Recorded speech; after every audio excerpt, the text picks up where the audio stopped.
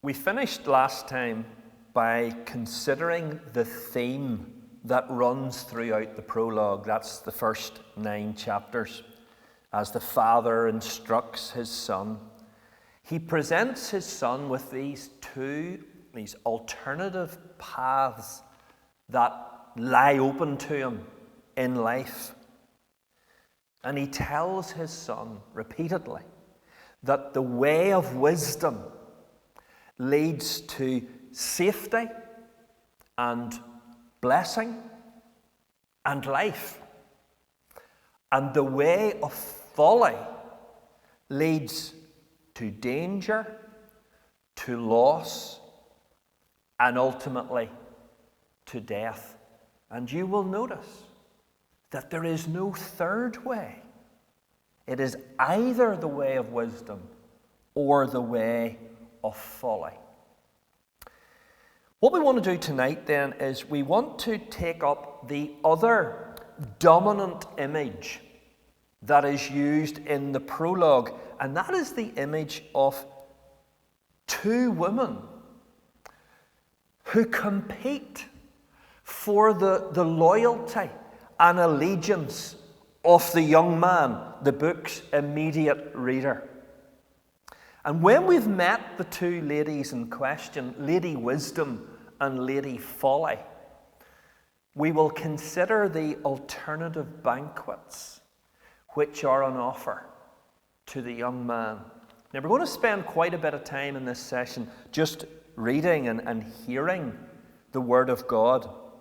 Because first thing we're going to do is we're going to read some verses in chapter 1 and then all of chapter 8. And these verses are all about Lady Wisdom, or we're listening to Lady Wisdom speaking. And then we're also going to read chapter 9, where Lady Wisdom again is speaking, but then Lady Folly is brought in alongside her. So, if you'd turn, please, to Proverbs chapter 1, verse 20. Wisdom calls aloud in the street. She raises her voice in the public squares. At the head of the noisy streets she cries out. In the gateways of the city she makes her speech. How long will you simple ones love your simple ways? How long will mockers delight in mockery and fools hate knowledge? If you had responded to my rebuke, I would have poured out my heart to you and made my thoughts known to you.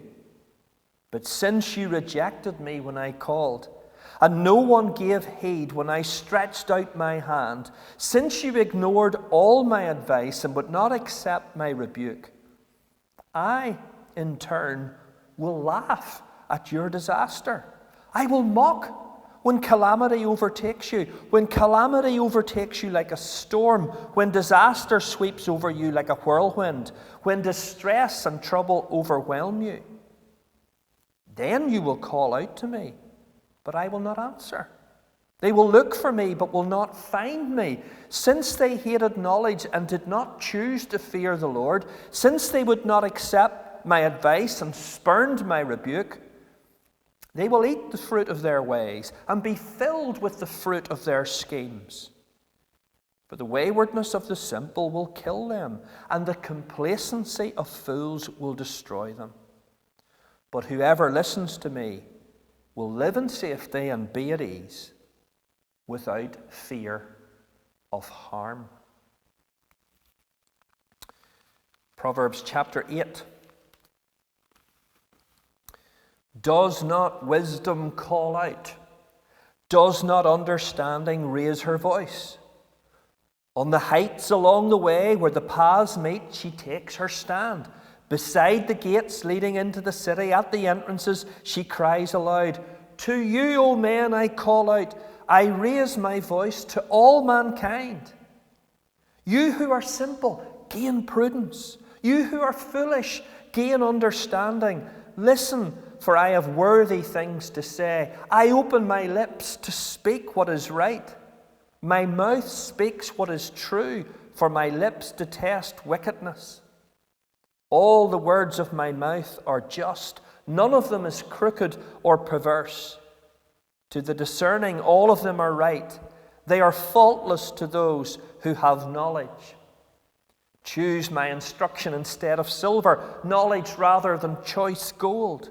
For wisdom is more precious than rubies, and nothing you desire can compare with her. I, wisdom, dwell together with prudence. I possess knowledge and discretion. To fear the Lord is to hate evil. I hate pride and arrogance, evil behavior and perverse speech. Counsel and sound judgment are mine. I have understanding and power. By me kings reign and rulers make laws that are just. By me princes govern and all nobles who rule on earth. I love those who seek me, and those who seek me will find me. With me are riches and honor, enduring wealth and prosperity. My fruit is better than fine gold. What I yield surpasses choice silver. I walk in the way of righteousness, along the paths of justice, bestowing wealth on those who love me and making their treasuries full. The Lord brought me forth as the first of his works, before his deeds of old. I was appointed from eternity, from the beginning, before the world began. When there were no oceans, I was given birth. When there were no springs abounding with water, before the mountains were settled in place, before the hills, I was given birth. Before he made the earth or the fields or any of the dust of the world, I was there when he set the heavens in place, when he marked out the horizon on the face of the deep, when he established the clouds above and fixed securely the fountains of the deep, when he gave the sea its boundary so that the waters would not overstep his command, and when he marked out the foundations of the earth. Then I was the craftsman at his side. I was filled with delight day after day, rejoicing always in his presence, rejoicing in his whole world, and delighting in mankind. Now then, my sons, listen to me. Blessed are those who keep my ways. Listen to my instruction and be wise. Do not ignore it. Blessed is the man who listens to me, watching daily at my doors, waiting in my doorway. For whoever finds me finds life and receives favor from the Lord. But whoever fails to find me harms himself. All who hate me love death. And to finish our reading then, we're going to read chapter 9 now. Wisdom has built her house. She has hewn out its 7 pillars. She has prepared her meat and mixed her wine. She has also set her table. She has sent out her maids, and she calls from the highest point of the city. Let all who are simple come in here. She says to those who lack judgment, come eat my food and drink the wine I have mixed. Leave your simple ways, and you will live. Walk in the way of understanding. Whoever corrects a mocker invites insult. Whoever corrects a wicked man incurs abuse. Do not rebuke a mocker, or he will hate you. Rebuke a wise man, and he will love you. Instruct a wise man, and he will be wiser still. Teach a righteous man, and he will add to his learning. The fear of the Lord is the beginning of wisdom, and knowledge of the Holy One is understanding. For through me your days will be many, and years will be added to your life. If you are wise, your wisdom will reward you. If you are a mocker, you alone will suffer. The woman folly is loud. She is undisciplined and without knowledge. She sits at the door of her house, on a seat at the highest point of the city, calling out to those who pass by, who go straight on their way. Let all who are simple come in here, she says to those who lack judgment. Stolen water is sweet. Food eaten in secret is delicious. But little do they know that the dead are there, that her guests are in the depths of the grave. Amen. We want to concentrate mainly on Lady Wisdom and what is said of her. But we will need to spend some time noting how Lady Folly competes against her for humanity's loyalty. For Lady Folly also offers her own rewards. But here are 6 things to note about Lady Wisdom, this personification of God's wisdom. Number 1, she is willing to help anyone. I mean, this was so emphasized at the start of her speech, chapter 1, verse 20. Wisdom calls aloud in the street. She raises her voice in the public squares. At the head of the noisy street, she cries out. In the gateways of the city, she makes her speech. And then again, at the start of chapter 8, the first 5 verses, wisdom's calling out, understanding's raising her voice. On the heights along the way, where the paths meet, she takes her stand. Beside the gates leading into the city, at the entrances, she calls out. And her proclamation, her invitation, is addressed to one and all. It is heard far and wide. She broadcasts her invitation in the street, in the public square, at the crossroads, at the gateways and entrances to the city, on the heights along the way. Wisdom is proactive in offering her assistance. Lady Wisdom will have hard lessons to teach, but she does not play hard to get.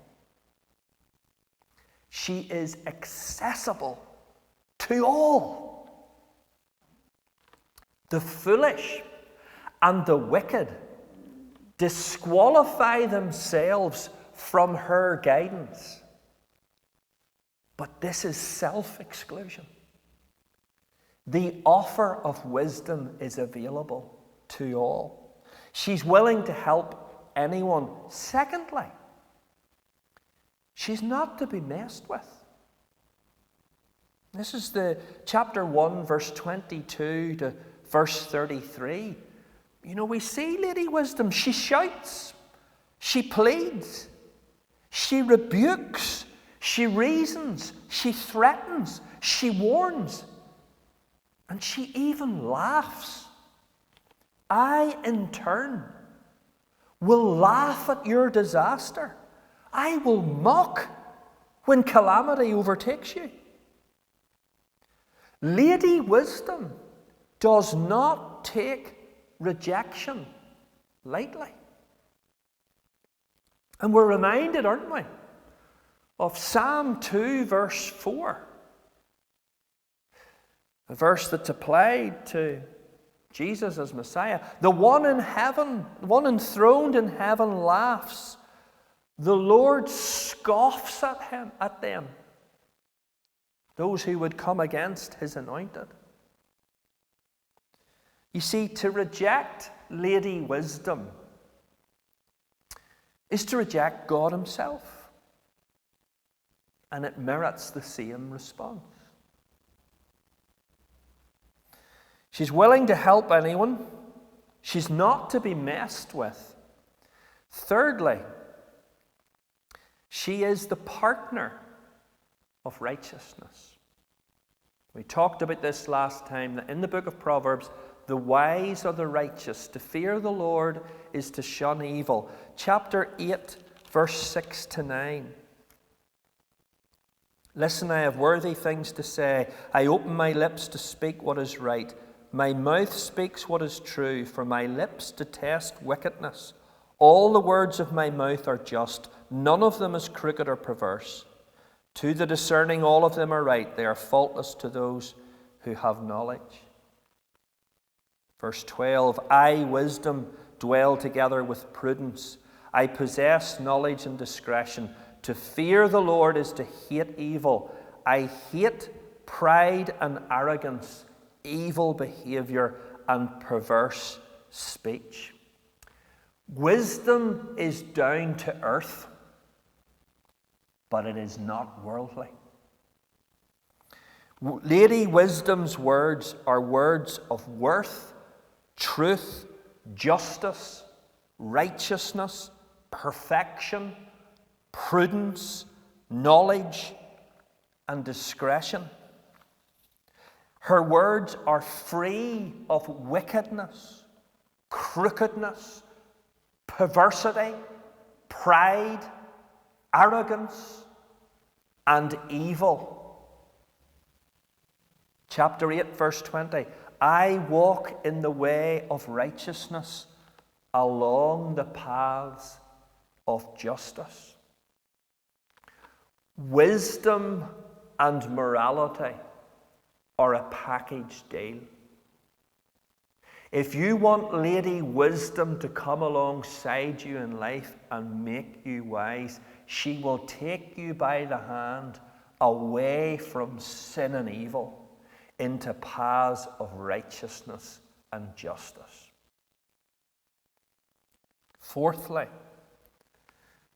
she is to be valued above everything else.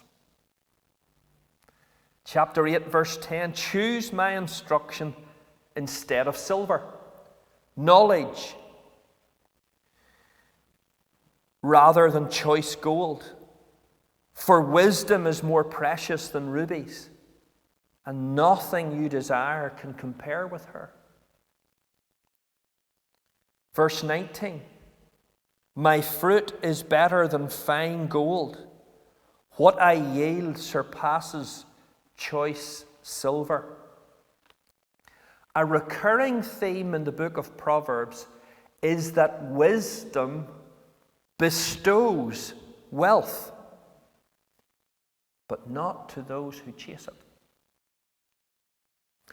Riches are the byproduct of a life rooted in wisdom and in righteousness. Wisdom itself must be viewed as of greater value than the finest of gold, the choicest of silver, and the most precious of rubies. We daren't put a value on anything in this world and its wealth that is above that of wisdom itself. Fifthly, Lady Wisdom, she is the bestower of blessing. Chapter 8, verse 14 to 18. Counsel and sound judgment are mine. I have understanding and power. By me kings reign and rulers make laws that are just. By me princes govern and all nobles who rule on earth. I love those who love me, and those who seek me find me. With me are riches and honor, enduring wealth and prosperity. Verse 21. Bestowing wealth on those who love me, and making their treasuries full. Verse 32 to 36. Now then, my sons, listen to me. Blessed are those who keep my ways. Listen to my instruction and be wise. Do not ignore it. Blessed is the man who listens to me, watching daily at my doors, waiting at my doorway. For whoever finds me finds life and receives favor from the Lord. We must not think only in terms of material benefits. Though the book of Proverbs makes much of wisdom's bountiful rewards in this life, but some of its benefits, some of Lady Wisdom's benefits and blessings are intangible. The ability to counsel wisely, very important theme in the book of Proverbs. To be able to be a conduit for wisdom yourself to the people in your life. in your community. The ability to carry responsibility. Wisdom that Solomon asked for because he had to govern. Lady Wisdom will equip us to bear weight and responsibility. That's why the book of Proverbs talks about those who rule justly. Lady Wisdom assists them in that task, bearing that weight of responsibility. Chapter 8, verse 32. Blessed are those who keep my ways. Verse 34. Blessed is the man who listens to me. In ultimate terms, whoever finds me finds life and receives favor from the Lord. Chapter 8, verse 35. Sixthly, and finally on Lady Wisdom, she is the very principle of creation itself. We didn't read these verses, but Proverbs chapter 3, verse 19 and 20. By wisdom, the Lord laid the earth's foundations. By understanding, he set the heavens in place. By his knowledge, the deeps were divided, and the clouds let drop their dew. And then, of course, we have that marvelously poetic, highly figurative section in chapter 8, verse 22 to verse 31, where wisdom is seen to be both older than and fundamental to the universe itself. And the point of that poetic description is that if you want to live in harmony with the universe, then you must live in harmony with the wisdom through which it was made. And Christians, of course, throughout church history, they have been keen to match the description of wisdom in Proverbs 8 with that of Christ, because the two clearly overlap in their key roles in creation coming into existence. Caution must be shown to allow poetic language to function as it should. Certainly we can see how wisdom's role and activities are assigned to Christ in the New Testament. But we must not make wisdom a standalone figure. Throughout the book of Proverbs, wisdom is the personification of that attribute of God, his wisdom, when it speaks, when it's described in this way. But we're not to think of wisdom as an actual, separate entity. Wisdom is a divine attribute, not a divine person. The prologue reaches its conclusion in chapter 9. We're told in the first verses of chapter 9, the first 6 verses, that Lady Wisdom has prepared a banquet for all who would learn from her. We're told then in the middle verses, chapter 7 to verse 12 of 9, that she's nothing to offer to mockers and to the wicked, but she will further develop the knowledge and understanding of the wise. But then in the prologue's closing verses, verses 13 to 18 of chapter 9, we meet Lady Folly with her rival invitation and her alternative meal on offer. And Lady Folly is the personification of foolishness, just as Lady Wisdom is the personification of wisdom. If you have been reading the prologue, the first 9 chapters, you will already have been introduced to some of the incarnations, the manifestations of Lady Folly. Chapter 5 and chapter 6, verse 20, to the end of chapter 7 in the prologue, they are devoted to warnings concerning the adulteress, the wayward wife, the immoral woman, the prostitute. The book of Proverbs has an extensive amount of teaching on sexual morality. And that is because wisdom and sexual expression can never be divorced.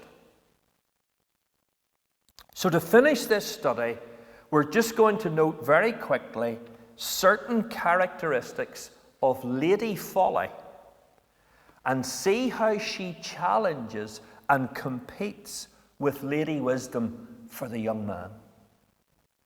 Notice her description, chapter 9, verse 13. We're told she is loud, but not in a good way. Like Lady Wisdom, she is brash. She is undisciplined and undignified. She is devoid of true knowledge. Basically, Lady Folly is the counterfeit of Lady Wisdom. And that is developed in what follows. In verse 14, we read of her location. Now note the connection with verse 3 of chapter 9. Because just like Lady Wisdom, we read this. She is positioned at the highest point of the city, issuing her call. But please notice the contrast. Whereas we are told that Lady Wisdom has built her house and carefully prepared her table, we're told that Lady Folly sits at the door of her house. And what she has on offer has required no investment from herself whatsoever, as we'll see. Thirdly, please note her invitation. Verse 15 and 16.